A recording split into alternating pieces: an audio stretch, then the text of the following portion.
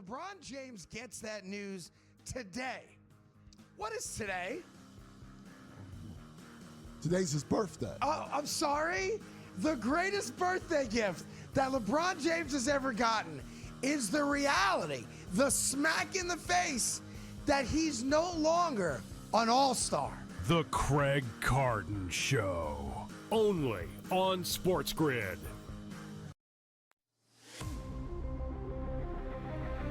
He's out again. Anthony Davis is injured once again and is going to miss time with the Dallas Mavericks for a minor groin strain. Likely will miss a few games. And I don't even know what a few games is to Anthony Davis, because Anthony Davis seems to always be missing time. Pro basketball today, only on SportsGrid. I know exactly what Patriot Nation is screaming this morning. It's Drake May time. Give him the trophy. MVP. Stop it, please. Just sit down. Yes, Drake May has had a nice season. But let's be real. He has played a JV schedule of defenses. He is carving up the easiest slate of defenses in the NFL this season. Congratulations on your beatdown of the Jets. The Early Line, only on SportsGrid. It's going to open up Pandora's box. But I will say this. I do believe players that sign now, like Najee, should not be eligible now, but should have to sit out and come back in next year. It's just a slippery slope. And I agree with people like Tom Izzo. I don't like it at all. College basketball today, only on SportsGrid.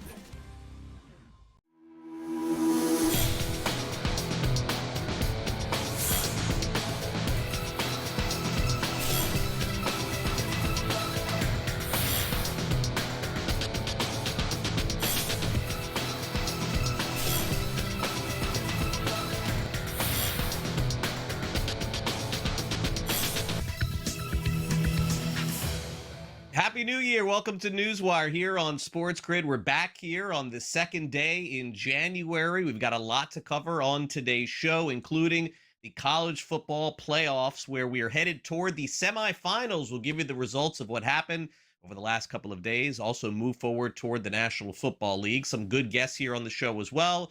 We have Mike Blewett covering the National Football League for us, Bill Bender covering some college football, and then, of course, we have Sam McQuillan from Legal Sports Report, and also John Lafayette with the very latest on media in this 90 minutes of this action-packed edition of the show. Thanks for tuning in here in the new year. Again, Happy New Year to all of you. It was certainly a good new year for the Indiana Hoosiers. Wow, did they show up yesterday and take care of business against the Alabama Crimson Tide, an absolute blowout at the Rose Bowl as they now move on to the semifinals. They very much look like the very best team in college football. Fernando Mendoza, nearly perfect against Alabama despite the wet conditions early in this game. It didn't seem to affect Indiana at all. In fact, kind of wondering if the Crimson Tide will look back and say, why did we even kick that field goal? They got crushed. A 35-point win for the Hoosiers. Curt Cignetti said it's just been like this all season as they head toward the semifinals. I thought our mindset was really good. I liked our prep for the most part once we knew who the opponent was. And it was a hard-fought game early in the game. Alabama made some plays. They had us off balance offensively. They had a new all-up blitz. But we were able to kind of make the plays when we needed to and take it over in the second half. And, you know, it's a great win for our football program. I'm proud of our players, our coaches, and everyone. Again, you know, a big win against a team that's got great tradition like that and history, and you know, a lot of good players and great head football coach. You know, hard to look them in the eye because the emotions that go through me when I think about what they've given to me and given to this program every single day, everything they got. And so our guys, you know, going back to a year ago, we're all in, and they, you know, committed to each other. They committed to, you know, this season, and you know, it showed up in the actions. It wasn't just actions that happened this fall. It happened every single day going back to early January. So, again, you know, frustrated, upset, and, you know, it doesn't sit well with us. But, you know, after today, all we can do is move on. Meanwhile, Mississippi is also moving on to the semifinals. They'll play Miami. More on the Hurricanes in just a minute. A late victory for Mississippi, including a field goal and also including a fantastic performance by Rebels quarterback Trinidad Chambliss. Remember, Pete Golding is now the head coach at Mississippi, and they took care of Georgia pretty easily in the end in this one, although a safety did give Georgia one final opportunity at the end of the game here. But it is the Rebels moving on to the semifinals. Who had that one? Here's Pete Golding on his team's inspirational victory. Just super excited for our players. I thought they responded the right way. Definitely didn't play our cleanest football in the first half on either side of the ball, and kind of challenged them at halftime and said, look, we were up 9 on these guys going in the fourth quarter last time. I said, let's play 30 minutes of football and out-physical them and execute, and they responded like they have all year. It's a super tough group. They got a lot of grit, and they love playing football, and they're not tired of it. So just really, really proud of the group and the effort that took place tonight. And their quarterback is just incredible. I mean, he does an unbelievable job of not giving up sacks and making plays with his legs. And they made, more plays than we did. And I got to be honest, that's part of football. They made more and out-executed us, out-coached us, outplayed us. But I enjoyed that game and that atmosphere. I am proud of our team. I'm sick that we lost. And there's things I would love to go back and do differently, but I just so proud of the way our guys competed when down 10 and just didn't finish it. Meanwhile, here in South Florida, the weather was cool and the performance from Texas Tech was ice cold. Wow, Oregon in the Orange Bowl showed up and shut out Texas Tech. They are Orange Bowl champions. And now Oregon moves on to the semifinals. It was an open and shut case pretty early on in this one. Game started at noon. Texas Tech didn't wake up until the game ended. Here's Dan Lanning on his team going through a lot of different road appearances and coming up big. Yeah, unbelievable game. A lot of fun. We've talked to our guys about being battle tested all year and having to win in different ways. That game went back and forth in a lot of ways. Struggled at times to go score points, and our defense did an unbelievable job getting the ball back, and then our offense showed up when it mattered most there at the end of the game. I think we out-physicaled our opponent at the end, but a lot of respect for Coach McGuire and the team that he's had. They shouldn't discredit him. I remember this feeling last year, right? When you have a really good team, you play really good football all year, and then it comes to an end, and that's the way it is for every team but one. There's one thing that I told them, and I truly believe it. Like, when you do something that nobody's ever done what these guys did wearing this uniform ever. And so then the standard's set, and that's where you start building something really special. And so I can't thank them enough. And this is going to hurt for a long time. I know these guys are hurting right now, but can't be more proud of my football team. And in case you missed it on New Year's Eve, the University of Miami pulled off one of the biggest upsets thus far in the playoff as they beat Ohio State, and they will move on to play Mississippi on Thursday night in the Fiesta Bowl. The Hurricanes defense just way too much for Ohio State early and often in this game. Close game in the end, but the Hurricanes, who almost didn't make the playoff, are moving on. Meanwhile, Saturday night and Sunday, we've got some National Football League action, some win and in situations, including the Baltimore Ravens on Sunday night, as they will take on the Pittsburgh Steelers for the battle of the AFC North. And it appears Lamar Jackson will be around for that one. He did not play last week. Tyler Huntley played in his absence, but they're saying all the right things that Jackson could play this week. Meanwhile, Jordan Love cleared concussion protocol. He's going to sit week 18 along with Justin Herbert. It looks like Josh Allen will also sit for Buffalo. How about this news yesterday? Troy Aikman of Monday Night Football and former, of course, Hall of Fame quarterback, going to advise the Dolphins on their next general manager search. Didn't see that one coming. The Giants are casting a wide net, heard that before, for a new head coaching search. You could have Mike McCarthy, Antonio Pierce, and some others. And then the big news in the hot stove from baseball was over the weekend, the Japanese pitcher who was coming over, supposed to get $150, $200 million, 3-year, $63 million contract with the Houston Astros. That's Imai. Signed that contract with some opt-outs, so naturally he didn't get the money that he wanted. At least he can go back on the market at the end of the season if he has a good one. Last night in the NBA, Norman Powell had his best game of the season for the Miami Heat. He put up 36 points. The Heat beat the Pistons 118-112, one of the bigger wins for Miami as well, as the Pistons were 4.5-point favorites. It was really the offense coming through for Miami in a different way they've been scoring 130, 140 points a game recently, but only 118 yesterday. So Eric Spoelstra said it was all about the defense. But there were some great defensive possessions, before that, particularly as they were, trying to get back into the game. We had some good deflections, a couple stops, tough rebounds. It's just a good start to 2026. We'll take it. That's a very good team. Obviously they're coming off a West Coast trip. This is the NBA. We will definitely take it. Yeah, I love the way our guys play. I love the way they compete. I love how resilient they are. Things weren't going our way most of the night, but they stayed with it, figured out a way to put ourselves back in the game. Just down the stretch, they made, tough shot over the top of us that kind of gave them a little bit of cushion. But again, I thought our guys did a heck of a job just staying with it, staying together and competing through it, being down bodies and all that. But give our guys a ton of credit for that. Also on New Year's Day, NBA basketball, the Celtics beat the Kings 120-106. 76ers beat the Mavericks 123-108. Hottest player going in the NBA right now, guess who? Kawhi Leonard, 45 points again. The Clippers beat the Jazz 118-101. Kawhi had 20 points in the fourth quarter. All right, coming up next, lots of surprises in the college football playoff. We'll bring in Bill Bender from Sporting News, get his thoughts next. Don't go away.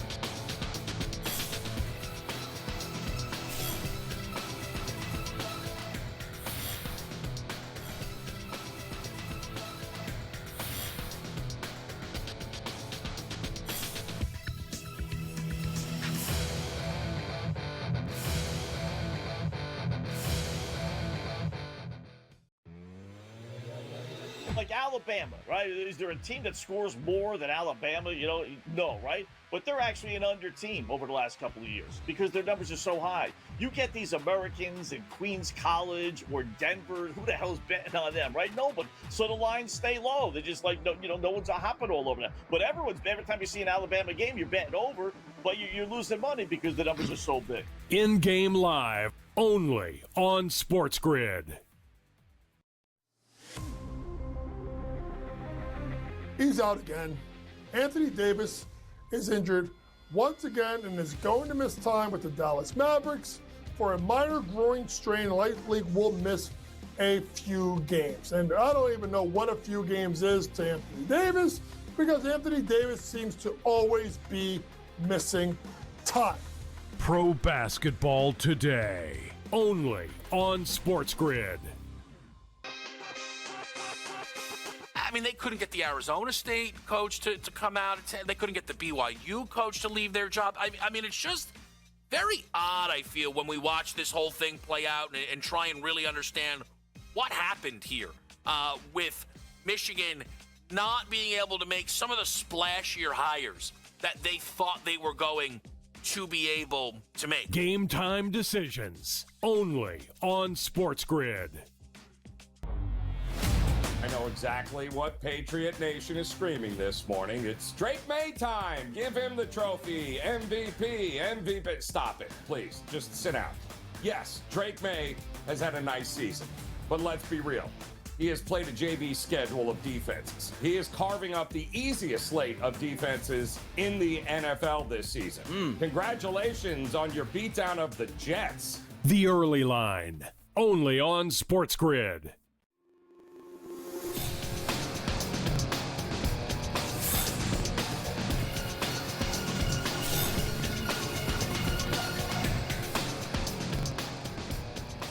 Welcome back to NewsWire here on SportsGrid. Bill Bender joins us from Sporting News to take a deep breath before we get to the college football semifinals. We don't have a long time. It's next Thursday. Bill, Happy New Year. Welcome back here, of course, to NewsWire. Let's talk about the big stories from the college football playoff over the weekend. Over the week, I guess. I can't get my days figured out here during this holiday. But the biggest upset, without a doubt, definitely caught you by surprise, caught me by surprise. Not the fact that the Hurricanes could keep a game close and cover, but the fact that they looked like the far superior team to Ohio State in this matchup.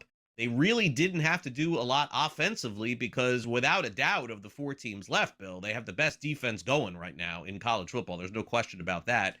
It was kind of shocking to me, not that Miami won, but that Ohio State was lifeless for about 3 quarters in this game.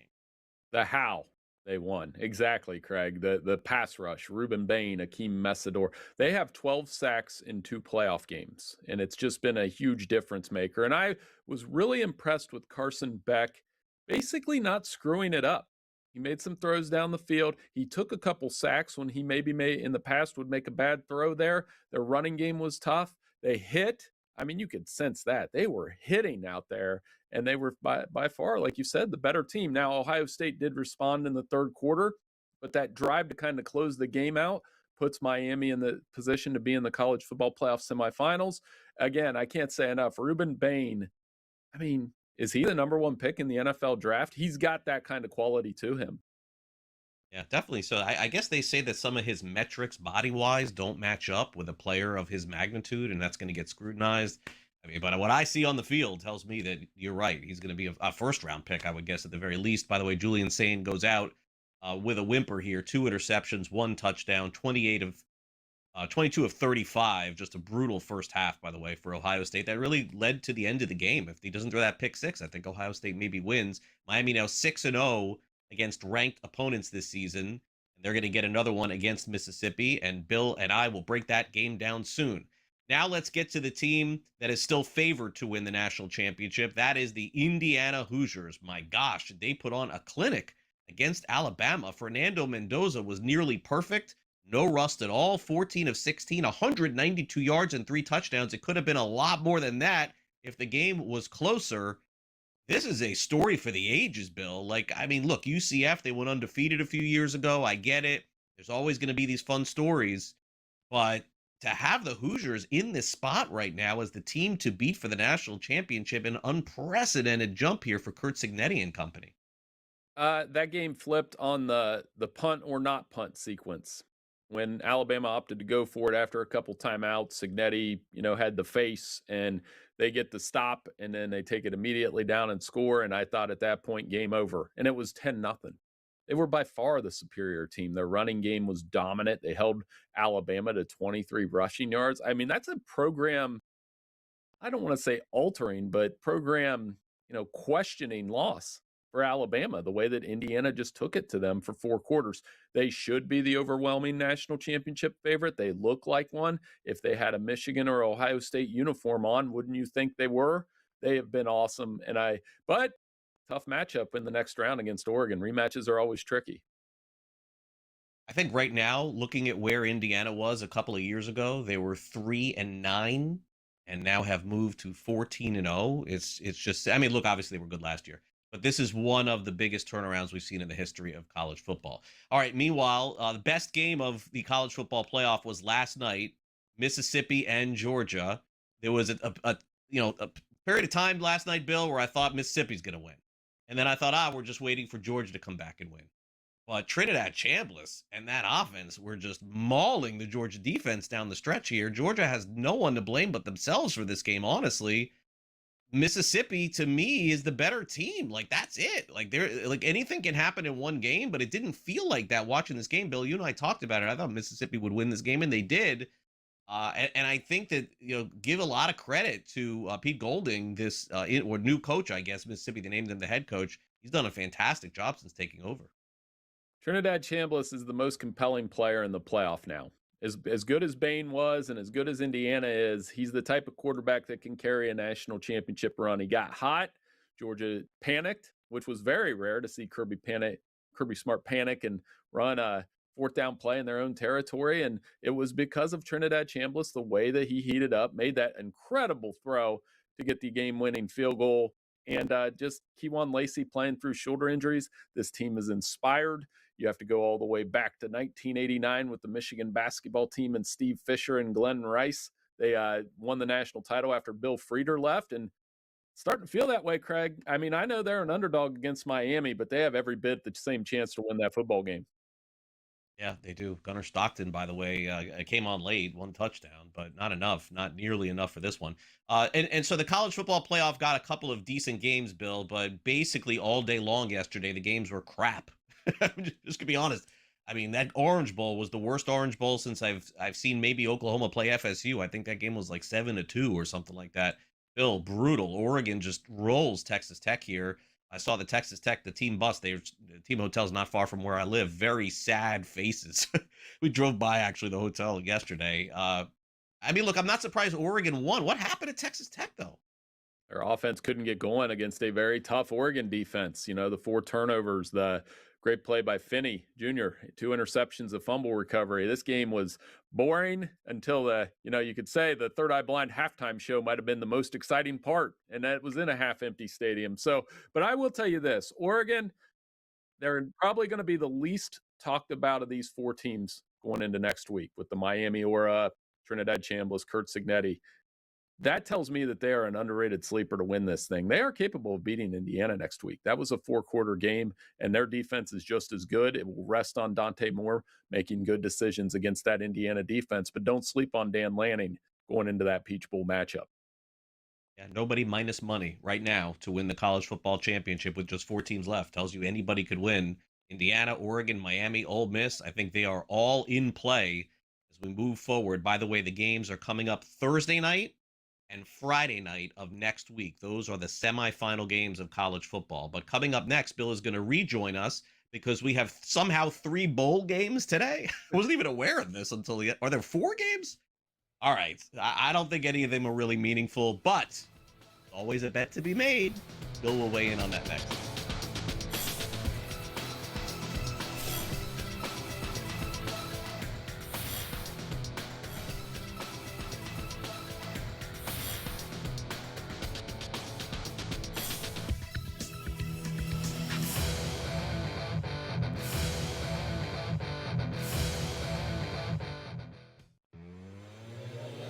Like Alabama, right? Is there a team that scores more than Alabama? No, right? But they're actually an under team over the last couple of years because their numbers are so high. You get these Americans in Queens College or Denver. Who the hell's betting on them, right? No, but so the lines stay low. They're just like, no one's hopping all over them. But every time you see an Alabama game, you're betting over, but you're losing money because the numbers are so big. In-game live, only on SportsGrid. He's out again. Anthony Davis is injured once again and is going to miss time with the Dallas Mavericks for a minor groin strain. Likely will miss a few games. And I don't even know what a few games is to Anthony Davis because Anthony Davis seems to always be missing time. Pro basketball today, only on SportsGrid. I mean, they couldn't get the Arizona State coach to come out. They couldn't get the BYU coach to leave their job. I mean, it's just very odd, I feel, when we watch this whole thing play out and try and really understand what happened here with Michigan not being able to make some of the splashier hires that they thought they were going to be able to make. Game time decisions, only on SportsGrid. I know exactly what Patriot Nation is screaming this morning. It's Drake May time. Give him the trophy. MVP. Stop it, please. Just sit down. Yes, Drake May has had a nice season. But let's be real. He has played a JV schedule of defenses. He is carving up the easiest slate of defenses in the NFL this season. Congratulations on your beatdown of the Jets. The early line, only on SportsGrid.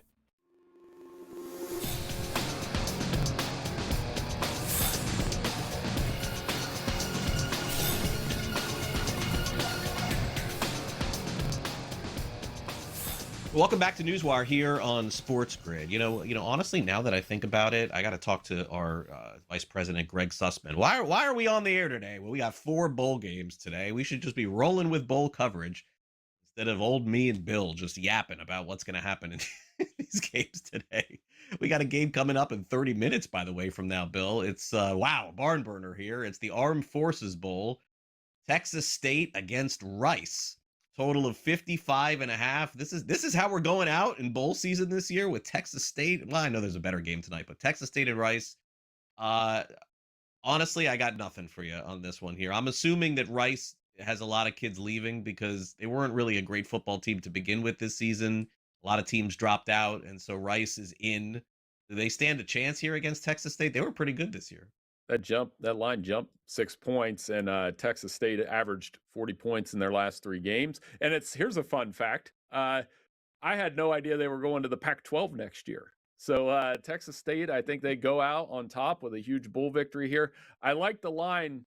I like it around 38-21 for a final score. I do think Rice will, they'll hopefully show up for a bowl big game. But in-state rivalry, I suppose, give me the Bobcats. Another line that moves significantly, Navy Cincinnati. People are wondering why in the world should Navy be a bigger favorite than the Bearcats here. And the total, by the way, seems high to me, 54.5. So let's break it down, Bill. This is as simple as it gets. The academies do fantastic in the bowl games. There's no opt-outs. You can't stop the triple option.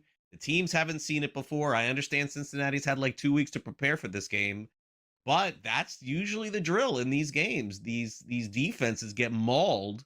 Is Navy going to maul Cincinnati on the ground today? But why is the total so high here? That's what I usually, these games with an armed forces team, usually like 46, 47, 54.5. Yeah, well, I think because Cincinnati can score too. And a lot of the conversation in this game is going to be about Brendan Sorsby and where or rather he transfers to another school after a dynamic season for the Bearcats. But you said it. Navy, they always bring it in these bowl games. They've won 6 of the last 7 bowl games. I think with Blake Horvath and that rushing attack, if it gets started early, it gets hard to stop. But I think there's some room for some scoring here both ways. And it gets a little crazy because Cincinnati will hit a couple plays in the deep passing game. Still like Navy to win the football game. I'm pretty sure, and I followed this for a long time. I saw this yesterday. I'm pretty sure that we could have the worst record ever coming out of bowl season for a team playing in a bowl game if Mississippi State loses to Wake Forest. Bill, Mississippi State could be 5-8. 5-8 at the end of the college football season, and they're playing a primetime game in the Duke Mayo Bowl tonight against Wake Forest, and they're favored against Wake Forest. They were 5-7 were Mississippi State during the regular season. What am I missing here? The Demon Deacons missing a bunch of players here? They won 8 games during the regular season. I mean, Mississippi State did compete in those losses, and they get that SEC kind of benefit of the doubt here. But yeah, somebody's got to get a Mayo bath, and I think it could be the Bulldogs in this matchup, Jeff Lebby and that offense. Now, on the other side, Wake Forest with an opportunity to win 9 games under first-year coach Jake Dickert. And they were a pretty good underdog under the spread, or when they were an underdog this season. So 3-2 as an underdog of 7 points or less. So I think it's a tight game. I don't know about the entertainment value here, but I think Wake Forest covers. We're going to get a good game tonight. At least I can say that much. I know that. 8 o'clock Eastern tonight. 2 good teams wrap up the bowl season before we get to the playoff next year. It is the Holiday Bowl. Once upon a time, the Holiday Bowl was like the 26th of December. Now it's the 2nd of December. The game is 8 p.m. Eastern tonight. I see the Wildcats as 1.5-point favorites against SMU. The total 52.5. SMU is, by the way, another team that's had pretty good bowl success over the years recently. So, Bill, this will be the entertainment value from the 4 games today. Anybody that sees SMU in the Holiday Bowl goes way back to that legendary matchup against Jim McMahon and BYU. And I think this could be that kind of entertaining game with Kevin Jennings and Noah Fafita. Arizona was one of the hottest teams in the country at the end of the season this year, especially in the Big 12. I think they close out the bowl season, at least outside of the playoff, with a victory for the Big 12. This is another kind of take the over game. I don't feel great about the spread either way because I could see either team winning, but I think it's going to be a fun one. The Holiday Bowl is always a good one to watch, good one to close out on. Definitely so. What do you think about Michigan naming their new head coach, Bill? That's the last thing that we'll leave you with here. That happened since we talked last. They got to fix the offense around Bryce Underwood, get some players in the portal, and I think Kyle Whittingham is the perfect no-nonsense hire given what happened at Michigan this offseason. Makes sense, Bill. I will see you next week, and thanks again for coming on NewsWire. I appreciate it. Hey, thanks, Greg. Coming up next, Sam McQuillan joins us from Legal Sports Report. We'll have an update on Chicago and maybe some live betting ending across the country as well. Don't go away.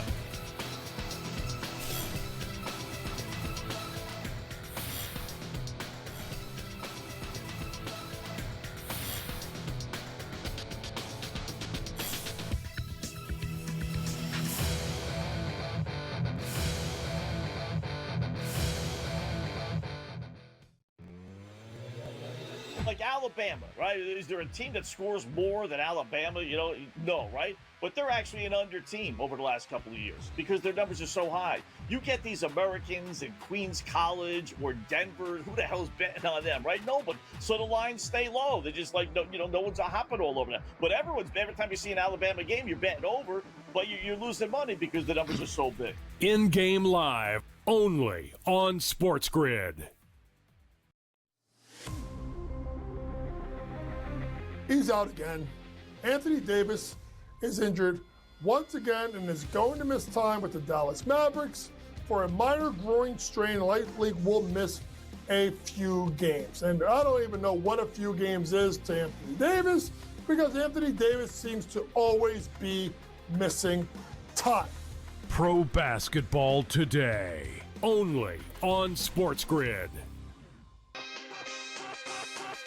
I mean, they couldn't get the Arizona State coach to come out. They couldn't get the BYU coach to leave their job. I mean, it's just very odd, I feel, when we watch this whole thing play out and try and really understand what happened here with Michigan not being able to make some of the splashier hires that they thought they were going to be able to make. Game time decisions, only on SportsGrid.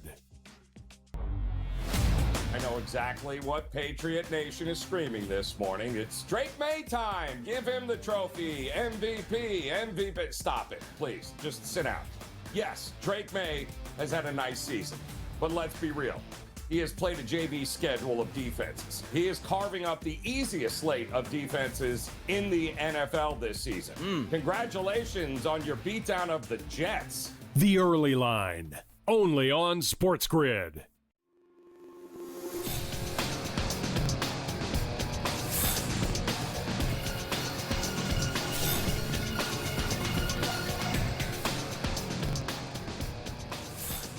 Welcome back to NewsWire here on SportsGrid. Happy New Year to all of you. Also, Happy New Year to Sam McQuillan, who joins us now from Legal Sports Report to go over the latest in sports betting. And we'll, of course, hit on prediction markets, as we always do, Sam. But let's start off here. What's going on in Chicago? I mean, there's been some stories over the last few weeks that are seemingly pointing toward a maybe potential shutdown of sports betting. Of course, money always involved here, licensing involved as well. But money is the real story here. What's the discourse here with the operators and the state of Illinois? What's going on? Yeah, you had several major sports books represented by this group called the Sports Betting Alliance in Chicago, which is FanDuel, DraftKings, BetMGM, Bet365, and Fanatics as well, had threatened to leave the city of Chicago if its new budget went into effect on January 1st, which was yesterday. And they have not left the state because the budget, what it did was created a new licensing requirement for these sports books. It would require that they wouldn't only be licensed by the state, which they already have been for several years. It would require that they now are licensed by Chicago. And there was nothing else in the budget which gave any language around when those licenses would be issued, what would even go into issuing those licenses. So the sports books responded with a lawsuit saying that we'll have to leave the state if we are unlicensed in Chicago when this new requirement takes effect, because that could impact our licenses in other jurisdictions. We've seen in the past, if you are deemed a bad actor in one state or not complying with rules in a certain other jurisdiction, sometimes other states will take that into account and can penalize sports books for that, or even not allow them to be in their states. But those licenses were issued yesterday without much fanfare. It seemed like they were pretty much just given as soon as the budget passed. And also in the new budget, the real thing is that it creates a new 10.25% tax rate on these sports books. That's what they wanted to stop with the lawsuit, which is still ongoing, because they don't want to be taxed on top of already the 20 to 40% rate that they have to pay in the state, as well as the 50-cent per bet fee that was added last year. So now they have to pay upwards of 40% tax rate, plus the per bet fee, and now plus the 10.25% rate in Chicago. It's the first city to pass its own sports betting tax on top of it. So sportsbooks are going to, in the meantime, be paying that tax and staying in the state. We'll have to see if anything else happens as a result. This past year, when that new Illinois tax was put in place, they passed that extra tax down to the customer, sports books like FanDuel and DraftKings now have a 50-cent fee added on to bets placed in those states to effectively kind of move that money down to the customer. So we'll see if they try anything similar with Chicago. Now what they're kind of weighing is a bill in the legislature, which would prevent the city from doing this extra tax on top of the state tax. Illinois lawmakers have been very vocal against Chicago kind of acting on its own, adding its new tax. There's also a bill that would reduce the amount of revenue that Chicago can get from the state sports betting tax rate as a result. So a big shakeup in Chicago. For the meantime, these sports books are going to keep operating. And if they're successful, if Chicago's successful keeping this tax, you have to think about then what happens with other states and other cities that always want to capture more tax revenue if they can. We'll see what happens with Chicago. Be watching it all 2026. It'll be one of the few non-prediction market related topics that really will have some attention this year. As we wrapped up 2025, some of the topics from a salacious nature in sports betting surrounded some of the live betting opportunities that involved some allegations of prop betting with the NBA and also Major League Baseball. And Sam, it looks like the state of New York is taking a close look at this and asking the question, do we really need to have live betting during games with all of the other opportunities that people have to bet before the game? I think it's probably a fair question. I don't know if that ends up happening and it gets banned, but certainly I could see some maximum bets coming on this stuff soon too. All right, definitely interesting that this question is now being floated in the biggest legal sports betting market in New York, where, like you mentioned, Craig, there's now a bill that has been proposed by Assembly Member Linda Rosenthal that would effectively ban live betting on all games, which, as we know, is a huge portion of the money that sports books take on the games. It's gone from about 50% of total handle they take on games to in some cases it's 70 or 80%, depending on the game, depending on whether there's a big opportunity that attracts a lot of live betting or, other various factors. But it's this really segment of sports betting that sports books have spent a lot of money, a lot of investment, a lot of time to grow. So if New York would ban this, that would be obviously huge news. It would be the first state to do that. And obviously New York, a very big state with sweeping implications for other markets as well.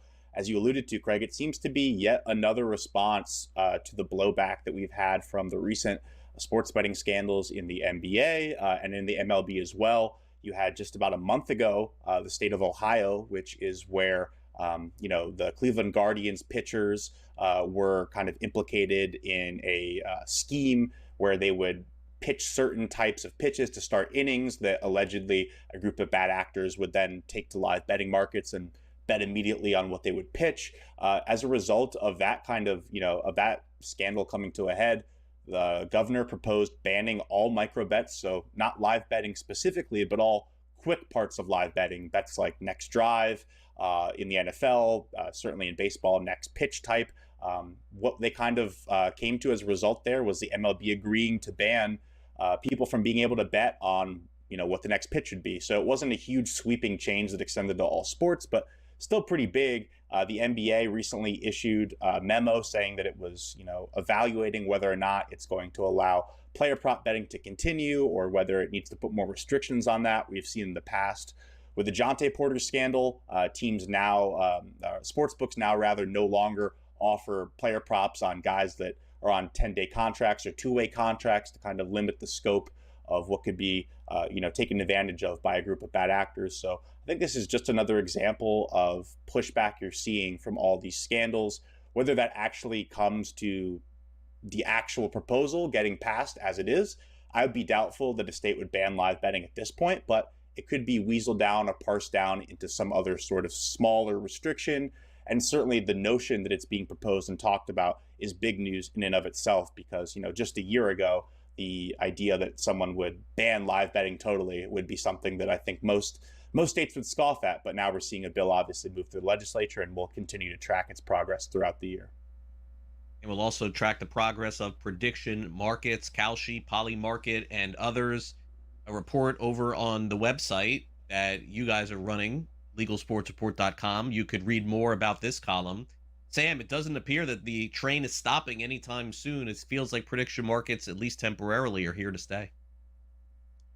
Yeah, it's pretty hard to believe that it hasn't even been a full year since we started talking about this. Sports prediction markets were pretty much first offered around Super Bowl 59 last February. So it's almost a year, but not quite yet, when companies like Kalshi and Robinhood came out with basically what a lot of states have now sued and said this is actually sports betting. These companies have contended that no, it's not actually sports betting. It's a financial swap, which is subject to CFTC oversight over the Commodities Exchange Act. The CFTC for the past year has not had any leadership to really make a decision on this, despite multiple state courts where these lawsuits are playing out, resulting in instances where judges are saying, listen, this is up for the CFTC to decide whether or not these are permissible event contracts or indeed these are not allowed and states have a right to sue under their sports betting laws. We now have a new leader of the CFTC. Michael Seelig was nominated and accepted to chair it, but now that he's the leader, he has recently indicated that he will not make a decision on this and likely just leave it up to the courts. Definitely a very consequential decision either way. It looks like eventually it'll get worked out by the Supreme Court. That's kind of what everyone thinks will happen. But again, with that takes a lot of time. In the meantime, companies like Kalshi have taken $22 billion in betting volume just in the past year, which is over 100 times what they took last year, 87% on that in sports. So this sector will keep growing while we will likely have more and more uncertainty throughout the rest of the year. All right, Sam, have a great weekend. We'll catch up next week here on NewsWire. Happy New Year. Thanks. Happy New Year, Craig. You too. All right, we'll take a quick time out. Super Bowl is coming about a month away. John Lafayette weighs in on some of the rights and media expectations for this year.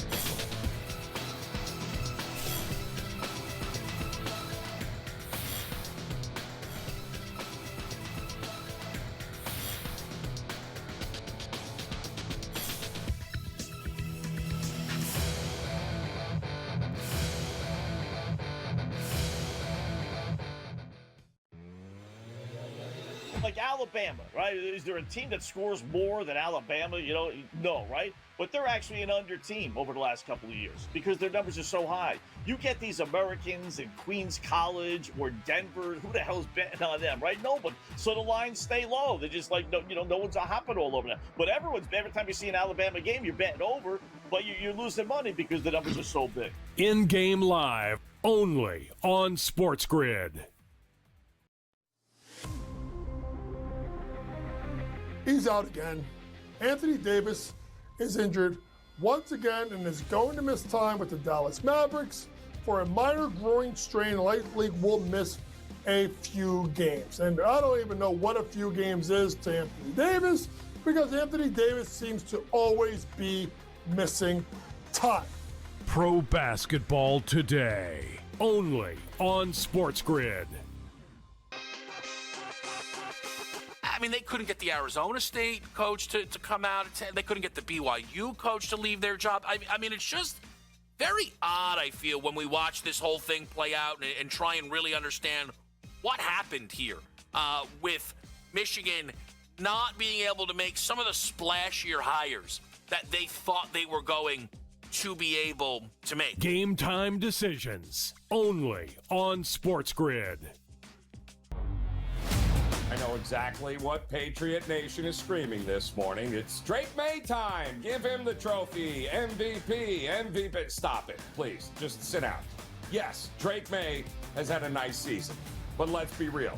He has played a JV schedule of defenses. He is carving up the easiest slate of defenses in the NFL this season. Congratulations on your beatdown of the Jets. The early line, only on SportsGrid.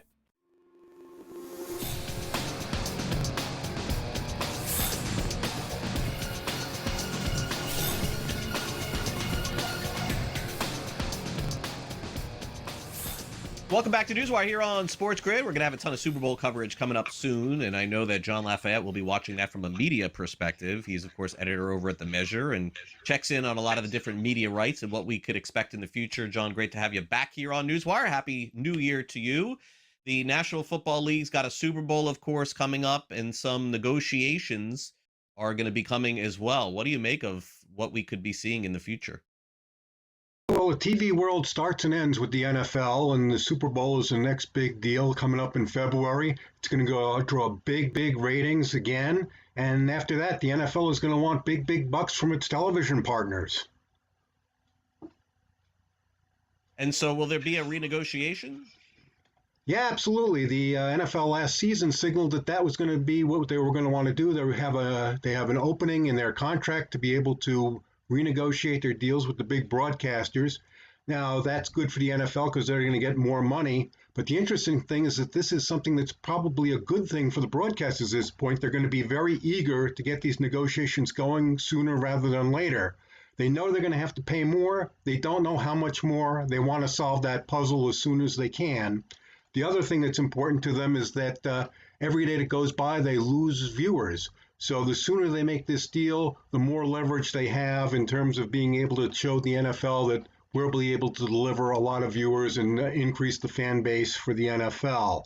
So, streamers are taking over the world. Over the Christmas vacation, we had record ratings for Netflix with the Lions and the Vikings. They had 27.5 million viewers. Amazon had 21 million viewers, a record for Thursday Night Football on Christmas Day. So the streamers are coming in closer and closer to taking over the world. They're still not quite at the level broadcast was. 2 years ago when all the games were on broadcast, the ratings were higher, but the streamers are getting really close and the networks are sliding down a little bit. So the sooner the broadcasters can make a new deal with the NFL, the better off they're going to be. Now, the next 5 years, I guess the big question is, will there be a Super Bowl that is exclusively streamed? I find that sort of hard to believe that the Super Bowl was never even moved to cable. I mean, there's a lot of people who are interested in making sure that everybody has access to football games, especially the Super Bowl. From a governmental point of view, people don't want to get phone calls to their offices saying, "Hey, how come it's going to cost me another $40 to watch the Super Bowl?" And I think the NFL also has an interest in being able to have this game watched by as many people as humanly possible, and that's going to happen with a combination of broadcast and streaming, which is what Fox did last year and what NBC is going to do this year between NBC and Peacock. So you're going to get a combination to try to max up the most possible number of viewers. Last year was 130 million. It's going to go up again this year. The WNBA is the next collective bargaining agreement of some kind here, John. It does appear as though the players are really unhappy with their current labor agreement. Do you think that a strike is imminent? Yeah, well, they're making pennies on the dollar compared to what the NBA guys are making on the male side of the basketball spectrum. There's also a lot of animosity between the players and the league, especially the commissioner. So it's hard to picture exactly who breaks through and makes a deal as the season approaches. The real problem is that the women's sports movement has been very, very strong. A strike now would sort of hurt that momentum, and we don't want to see that happen. So it'll be interesting to see what happens with the deal in terms of how much money the players are going to be able to move out of this thing, and whether the alternative leagues that have sprung up will be able to grab players with bigger contracts. There have been some reports of some missed payments by Main Street Sports, otherwise known as FanDuel Sports, for some of the broadcasts, for Major League Baseball involving several teams that are still under the FanDuel Sports window, as well as National Basketball Association teams and NHL as well. It feels like, John, this is coming to a head sooner than later. I know that the company DAZN is in discussions maybe to potentially take that over. Where do you see the future being held for some of these broadcasts in baseball and, by the way, in the other leagues as well? Well, the regional sports networks business has been a real trouble spot for all of the leagues with their local sports rights. The ratings were up last year for the regional sports networks that are owned by FanDuel, but apparently they're still not making enough money. They missed a payment to the Cardinals, and that's sort of setting the stage for them looking to sell. And DAZN, as you mentioned, is one of the parties that's interested in buying them, but they've kicked the tires, and it's not really clear whether or not they like the way that business is trending. So if DAZN doesn't get in, then all of these rights will revert back to baseball. The Major League Baseball, they already handle the local rights for several teams, and they're going to handle more. Now, this may not be a bad thing as far as Major League Baseball is concerned. They would like to consolidate their rights after all of the rights come due. I think it's after the 2028 season, and being able to package both the national rights and the local rights will give them a lot more leverage with the various coverage guys. Now, with the problem with baseball, they had a terrific year last year with the ratings, but they've got to strike a possible labor problem. The CBA is expiring. There could be a lockout. The owners really want to get a salary cap. Players have historically really resisted that. So the possibility of a labor action that would also disrupt the momentum for baseball is also a real possibility after next season. Let's wrap up with the Olympics. Next month, the Winter Olympics begin February 6th to be exact. John, what will the coverage look like? Well, this is the beginning of a big winter for NBC. They're going to have the Olympics, like you mentioned. They have the Super Bowl. They have the NBC All-Star Game. They got the World Cup. These Olympics from Milan, they could be the biggest rated Olympics since the 1994 games in Lillehammer when, Nancy Kerrigan and Tonya Harding were drawing 45 ratings. NBC, again, is going to pull out all the stops. They're going to have all of the events live if you want to stream them. They're going to have the big primetime coverage on NBC for people who are more casual fans. It's going to be a real smorgasbord out of Italy, and everybody's very excited about that. Well, John, great stuff as always. Thanks for coming on NewsWire. Happy New Year to you. We'll catch up again next week. See you next week. Thanks, Greg. John Lafayette of The Measure here with us. We'll be right back as Brady Cannon sits down with the partner of 76 Capital, Wayne Kimmel, at G2E's conference from October. Don't go away.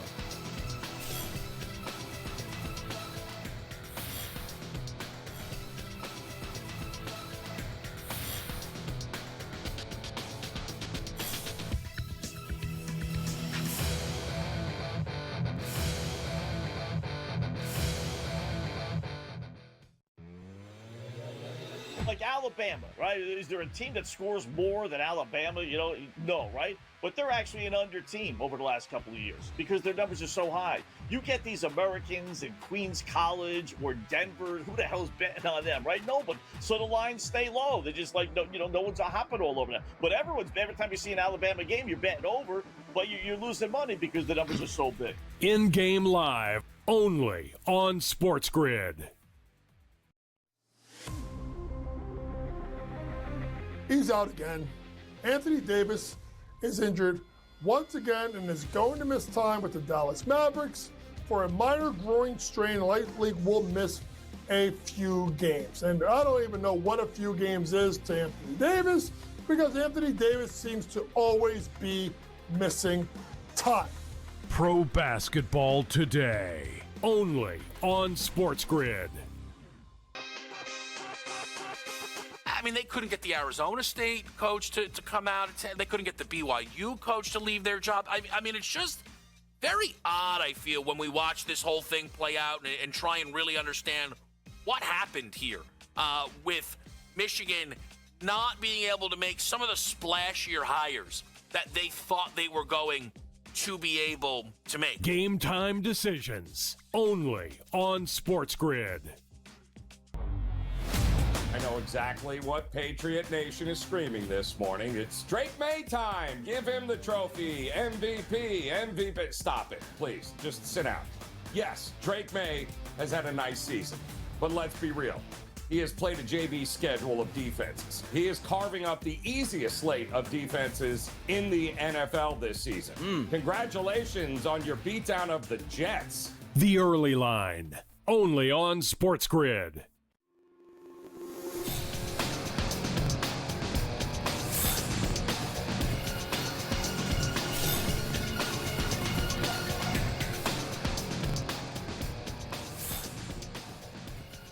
Welcome back to NewsWire here on SportsGrid. As we get ready to wrap up this hour, let's check back in from the G2E Tech Conference back in October as Brady Cannon had a conversation with the managing partner of 76 Capital, Wayne Kimmel, a venture capitalist that's been involved in the sports betting space and tech space for a number of different years. You may be familiar. He's got a bunch of athletes that are also part of 76 Capital, such as Ryan Howard, former baseball player, DeMarco Murray, former running back as well. And then we will check in with Mike Blewett at the top of the hour and do some National Football League talk. But first, let's check in with Brady. He interviews Wayne Kimmel from 76 Capital exclusively here on SportsGrid. Welcome back, ladies and gentlemen. It is SportsGrid's continuing coverage of G2E, the Global Gaming Expo, right here in fabulous Las Vegas, Nevada. In 2024, we were joined by this kind gentleman. It's Wayne Kimmel. He is the managing partner, the founder of 76 Capital, a venture capital group, an investor. I got to know this man many years ago when he was an integral part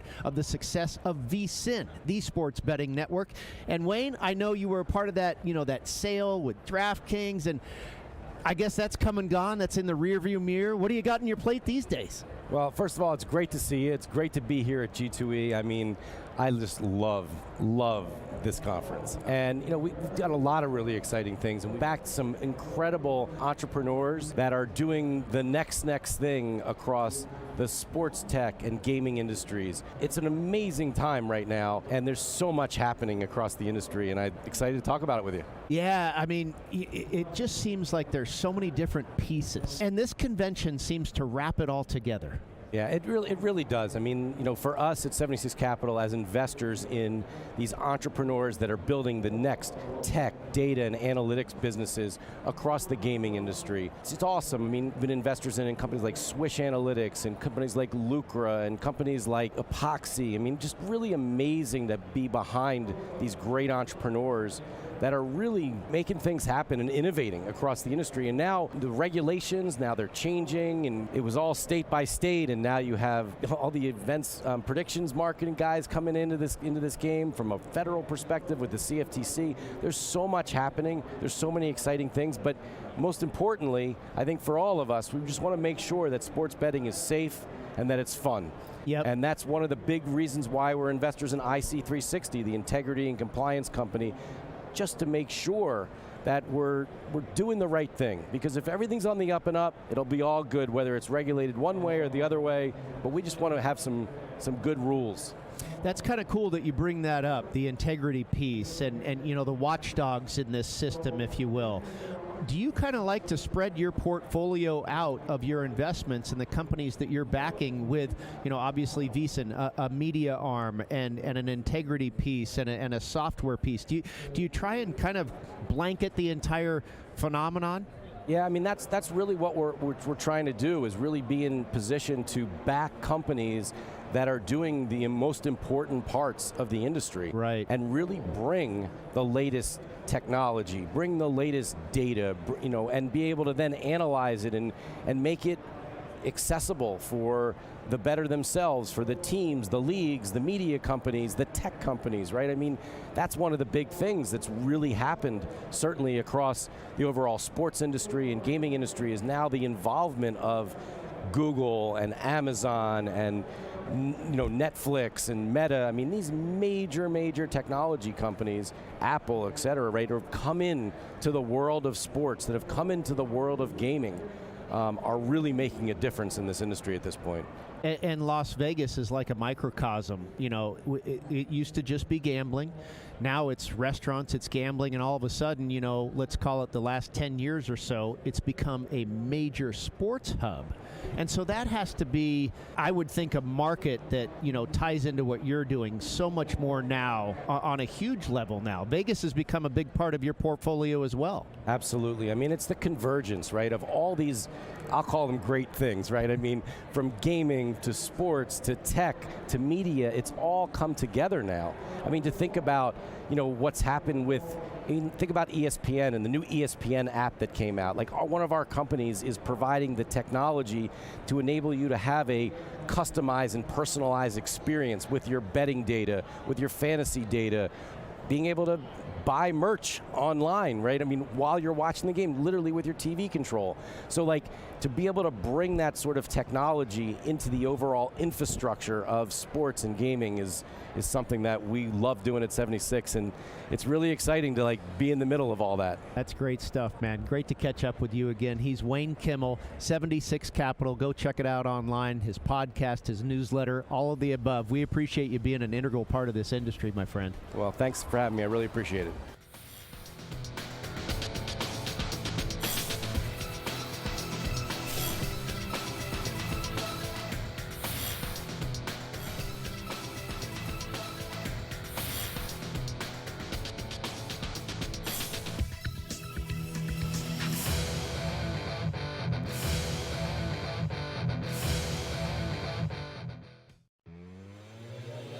Like Alabama, right? Is there a team that scores more than Alabama?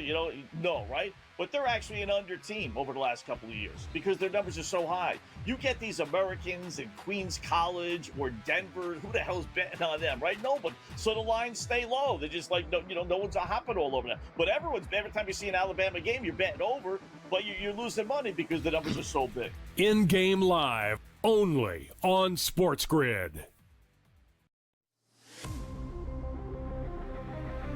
He's out again. Anthony Davis is injured once again and is going to miss time with the Dallas Mavericks for a minor groin strain. Likely will miss a few games. And I don't even know what a few games is to Anthony Davis because Anthony Davis seems to always be missing time. Pro basketball today, only on SportsGrid. I mean, they couldn't get the Arizona State coach to come out. They couldn't get the BYU coach to leave their job. I mean, it's just very odd, I feel, when we watch this whole thing play out and try and really understand what happened here with Michigan not being able to make some of the splashier hires that they thought they were going to be able to make. Game time decisions, only on SportsGrid. I know exactly what Patriot Nation is screaming this morning. It's Drake May time. Give him the trophy. MVP. Stop it, please. Just sit out. Yes, Drake May has had a nice season. But let's be real. He has played a JV schedule of defenses. He is carving up the easiest slate of defenses in the NFL this season. Congratulations on your beatdown of the Jets. The early line, only on SportsGrid.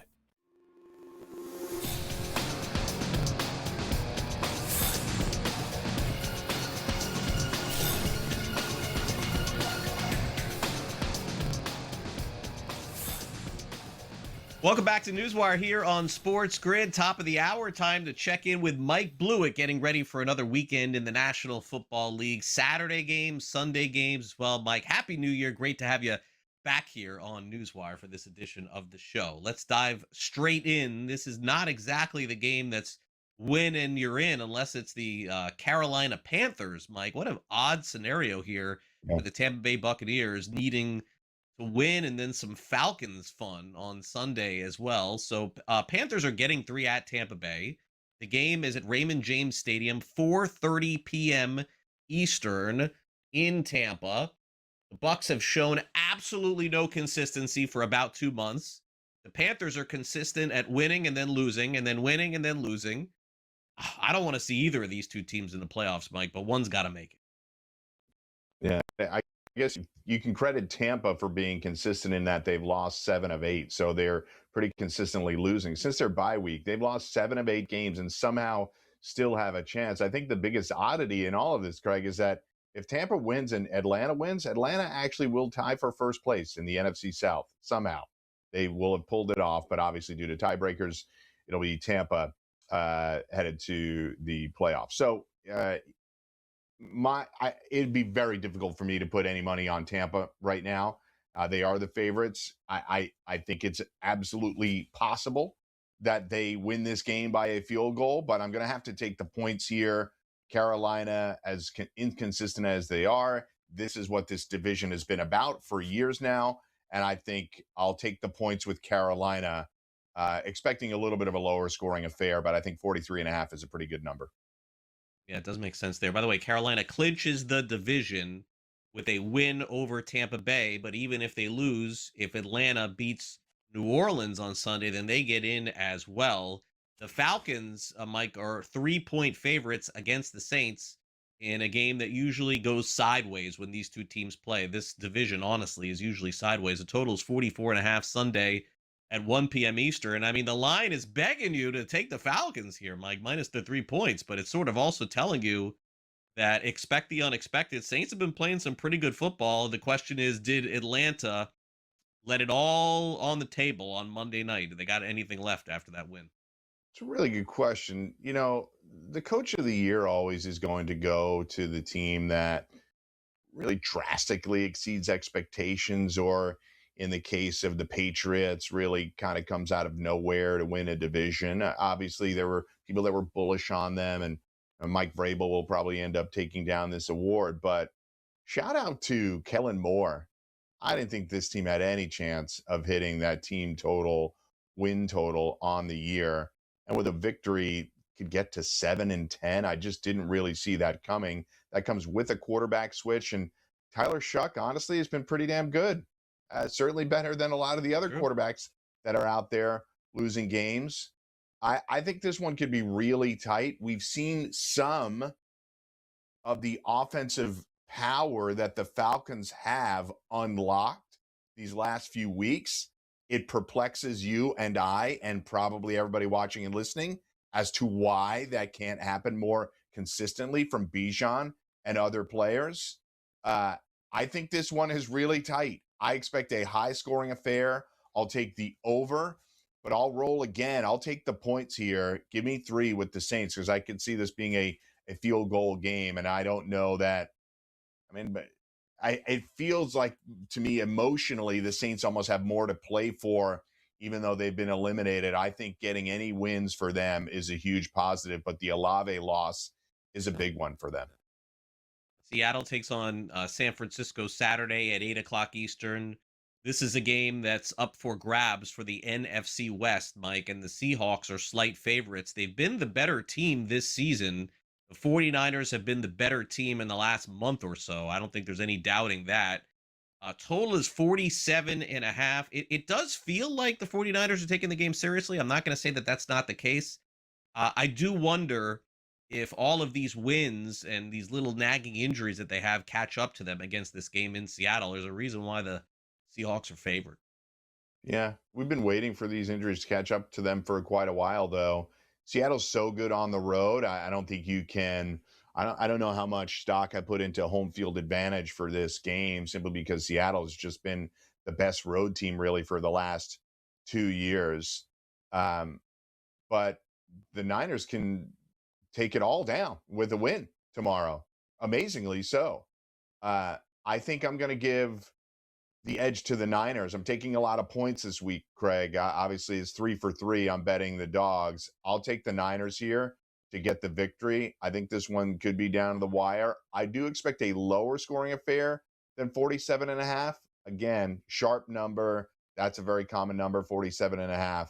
But I'll take it to go slightly under. I think you could also see some live betting opportunities there. If you get a touchdown or 2 early, maybe bet back against the under. But I think the Niners defense and Seattle's defense will step up in the second half of this game to slow these offenses down.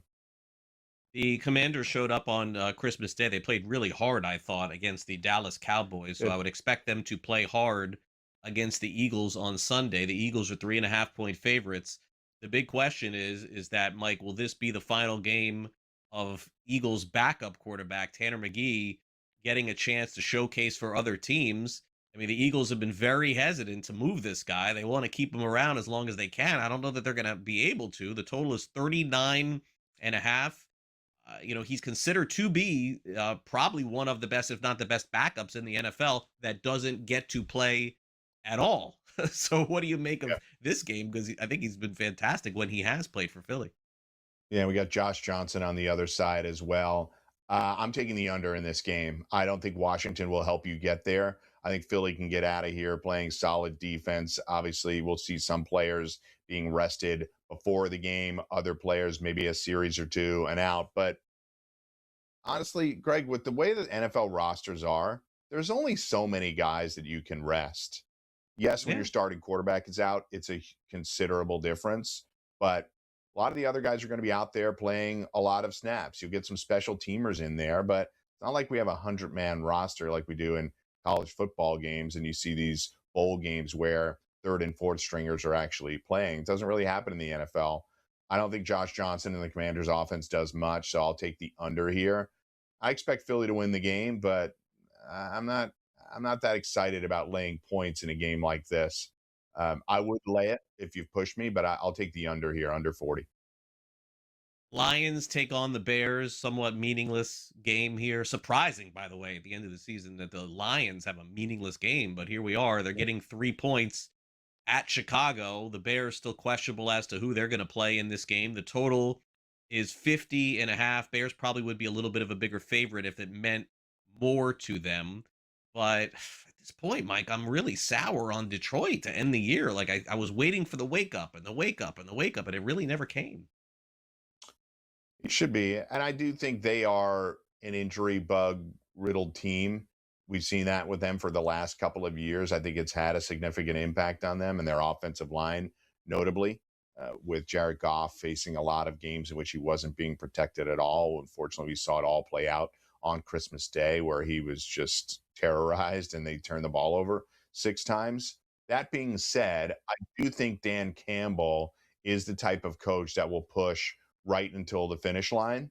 And like you said, with the Bears sort of being locked in on seeding here, I don't think that we're going to see much of Caleb Williams or some of the other stars that are out. They've had a very banged up receiver core between Adunze and Moore and Zacchaeus. So I don't know that we'll see those guys get their normal number of reps since they'll have to play next week in the playoffs. And I think the Lions, I think you take the 3 points here and look for some Lions props. I think they'll get some guys going pretty good. Amon-Ra St. Brown looks like he'll play, but he's banged up. So look up some secondary and tertiary receivers, Jamison Williams, maybe even David Montgomery and Jahmyr Gibbs. Tesla in the end zone always scores. All right, well, Mike's not going to be able to relax until after Sunday Night Football because the game of the week, Ravens-Steelers, we'll preview that next.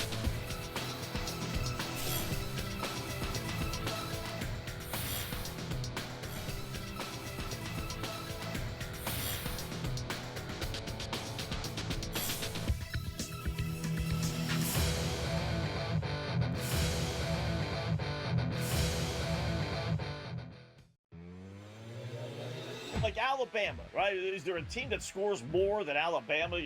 No, right? But they're actually an under team over the last couple of years. Numbers are so high. You get these Americans in Queens College or Denver. Who the hell's betting on them, right? No, but so the lines stay low. They're just like, no one's hopping all over them. But every time you see an Alabama game, you're betting over, but you're losing money because the numbers are so big. In-game live, only on SportsGrid. He's out again. Anthony Davis is injured once again and is going to miss time with the Dallas Mavericks for a minor groin strain. Likely will miss a few games. And I don't even know what a few games is to Anthony Davis because Anthony Davis seems to always be missing time. Pro basketball today, only on SportsGrid. I mean, they couldn't get the Arizona State coach to come out. They couldn't get the BYU coach to leave their job. I mean, it's just very odd, I feel, when we watch this whole thing play out and try and really understand what happened here with Michigan not being able to make some of the splashier hires that they thought they were going to be able to make. Game time decisions, only on SportsGrid. I know exactly what Patriot Nation is screaming this morning. It's Drake May time. Give him the trophy. MVP. Stop it, please. Just sit down. Yes, Drake May has had a nice season. But let's be real.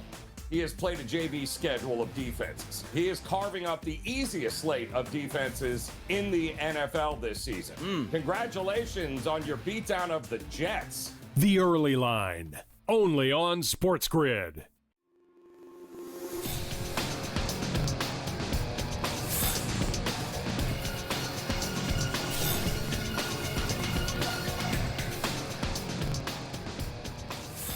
Welcome back to NewsWire here on SportsGrid. Craig Mish with Mike Blewett getting ready for his Sunday games in the National Football League and working here at SportsGrid. He's going to be very distracted and nervous because his Pittsburgh Steelers have a win or go home situation Sunday night, 8:20 Eastern. Now, Mike's a pro. He's been at this for dozens of years, so I'm just kidding. Like, it's not going to affect him during the games. But the Ravens are now up to 3.5-point favorites at the Steelers. The total is 41.5. For those of you unfamiliar with this scenario, the team that wins the division and the team that loses goes home. I've been very clear on how to bet this one, in my opinion, Mike, and it's not going to change. It's always take the points in these games, especially when they're more than 3 points or 3. So I will gladly take these 3 points with the Steelers. I think they probably have a good chance to win. I don't know why you're so worried. I know that the Steelers didn't play well this past week, but the Ravens have not played well with or without Lamar Jackson all season. I think the Steelers are going to win. I think generally I can get on board with your commentary. Steelers are 5-5 in their last 10. Baltimore's 7-3. Not a very impressive 7-3, but nonetheless 7-3 after a really rough start at 1-5. So these teams have played to the under.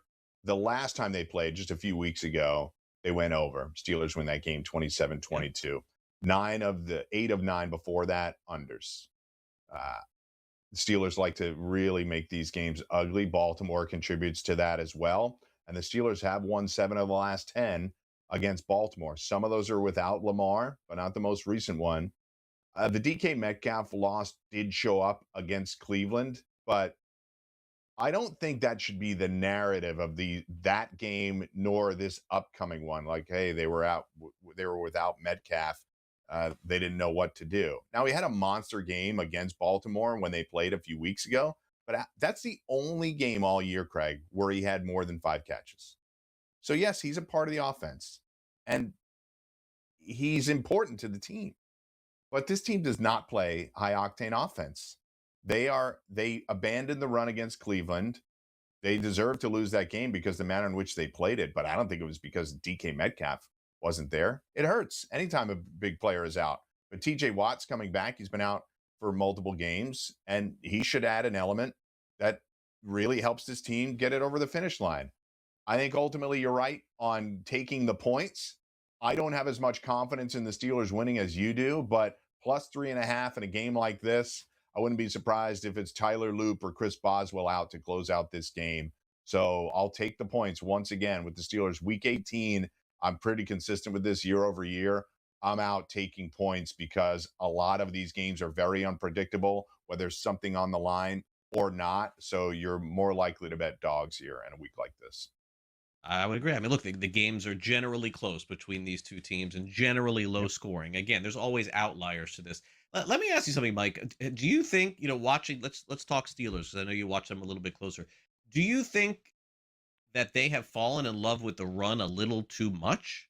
Because it seems to me like I know, Warren has had some explosive games and Gainwell has played shockingly well for them, but it feels like they've almost totally abandoned the passing game. I know, look, Metcalf, I understand he's a big part of what they do, but he's one guy. In the National Football League, no team is reliant on just one wide receiver in the NFL, and I wonder if that's sort of hurting them a little bit, getting so few explosive plays.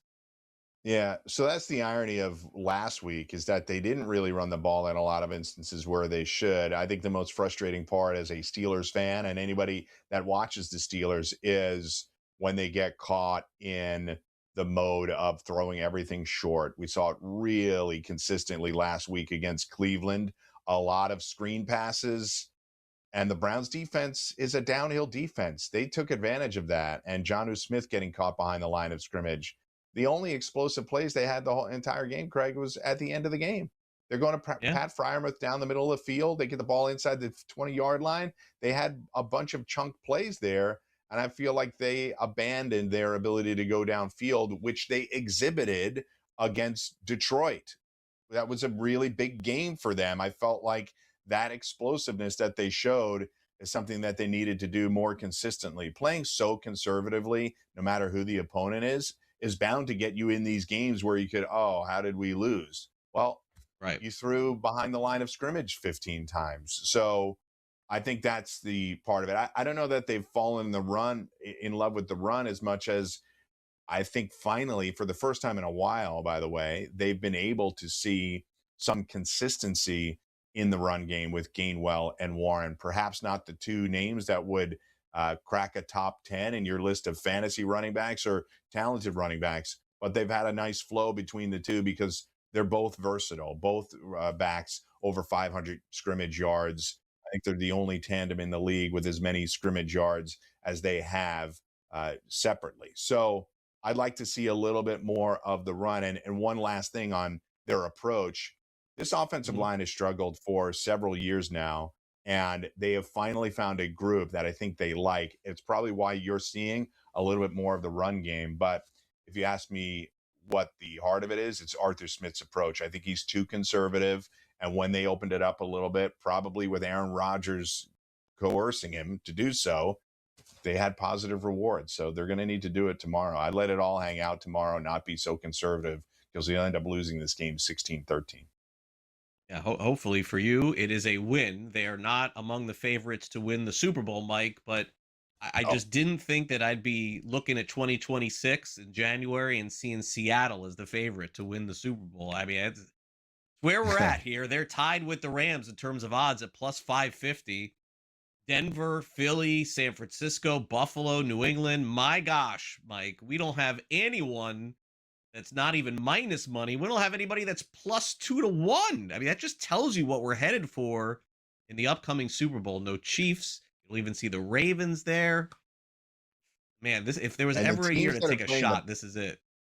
And the teams that are playing the best on that list that you showed, honestly, are the two teams playing tomorrow night and New England.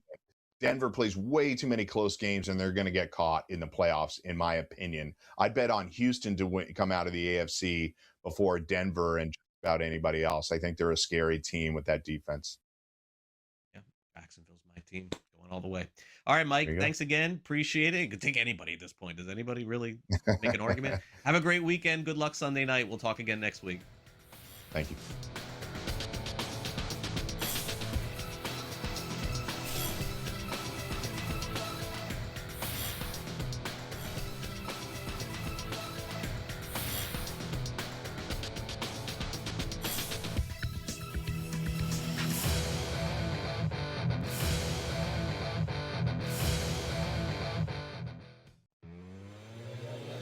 Like Alabama, right? Is there a team that scores more than Alabama? No, right? But they're actually an under team over the last couple of years because their numbers are so high. You get these Americans in Queens College or Denver. Who the hell's betting on them, right? No, but so the lines stay low. They're just like, no one's hopping all over them. But every time you see an Alabama game, you're betting over, but you're losing money because the numbers are so big. In-game live, only on SportsGrid. He's out again. Anthony Davis is injured once again and is going to miss time with the Dallas Mavericks for a minor groin strain. Likely will miss a few games. And I don't even know what a few games is to Anthony Davis because Anthony Davis seems to always be missing time. Pro basketball today, only on SportsGrid. I mean, they couldn't get the Arizona State coach to come out. They couldn't get the BYU coach to leave their job. I mean, it's just very odd, I feel, when we watch this whole thing play out and try and really understand what happened here with Michigan not being able to make some of the splashier hires that they thought they were going to be able to make. Game time decisions, only on SportsGrid.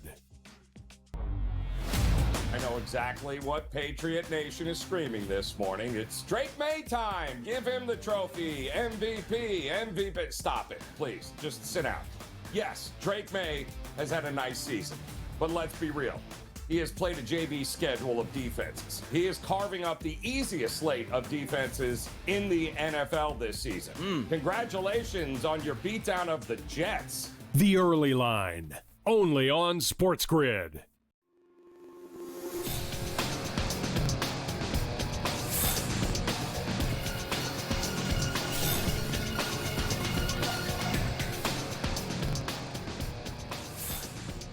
Welcome back to NewsWire here on SportsGrid. I'm Craig Mish. There's a report that states that some of the assistants for Lane Kiffin may be asked to leave Mississippi before their upcoming game against Miami this Thursday. That is kind of crazy. So that'll be a story for us next week. But the story for us today as we wrap up the show is Kiffin is getting some big bucks, and he didn't even coach the team. In addition, it looks like we're going to have a Hall of Fame tennis player returning for the Australian Open, and we say farewell to an incredible broadcasting career from one of the greats here in Florida. It's time now to wrap up the show with some last licks.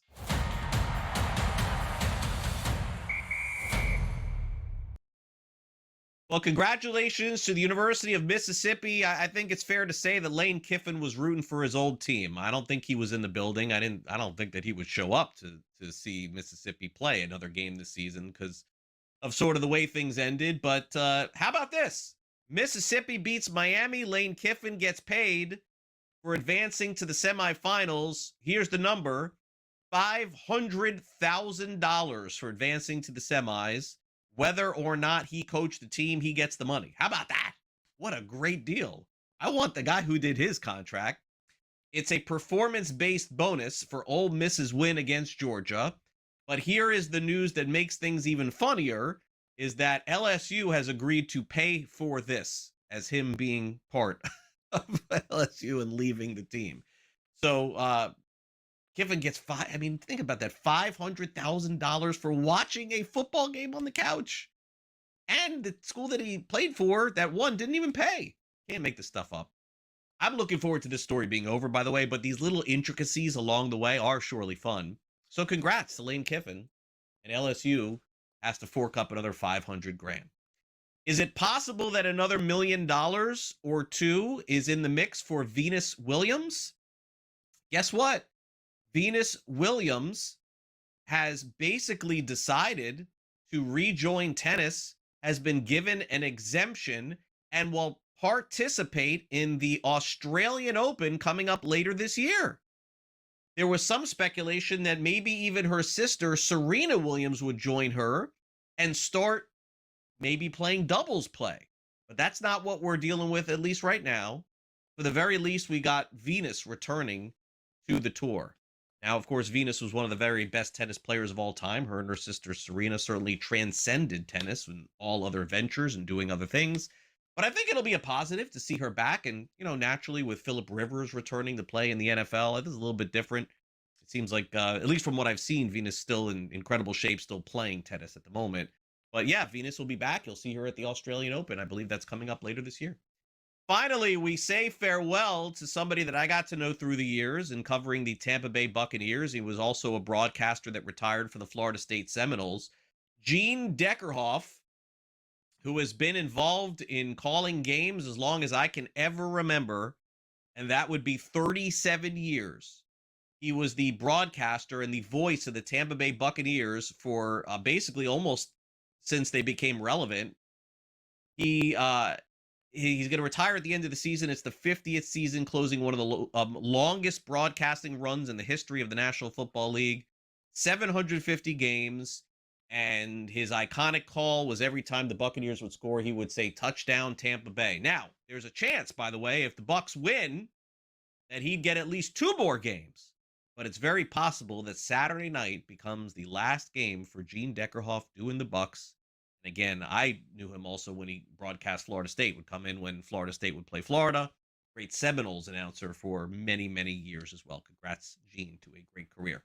All right, that'll do it for our show today and for our week of shows here on NewsWire. Thanks again to our great guests. We had Bill Bender from Sporting News, Sam McQuillan from Legal Sports Report, John Lafayette from The Measure, and thanks to Mike Blewett for coming on the show and talking some National Football League as well. We've got some bowl action already underway and great bowl games the rest of the day as well, so make sure you keep it locked here to SportsGrid. I'll be back with you, by the way, at 3 o'clock Eastern. I know the fantasy football season for most of you is officially over, but we roll on and continue our fantasy football discussion at 3 p.m. Eastern today. We'll also start taking a look at next year, and then we'll get into some fantasy baseball as well. Don't forget, we got the Armed Forces Bowl coming up, and then also Navy will take on Cincinnati in the Liberty Bowl. Line opened up at 4. It's now 7.5. Navy favored over Cincinnati. Total of 54.5. They will kick off this game later this afternoon, so you can catch this game tonight on Game Time Decisions and In-Game Live. Thanks again to Rob for filling in today for Luke, who's on vacation.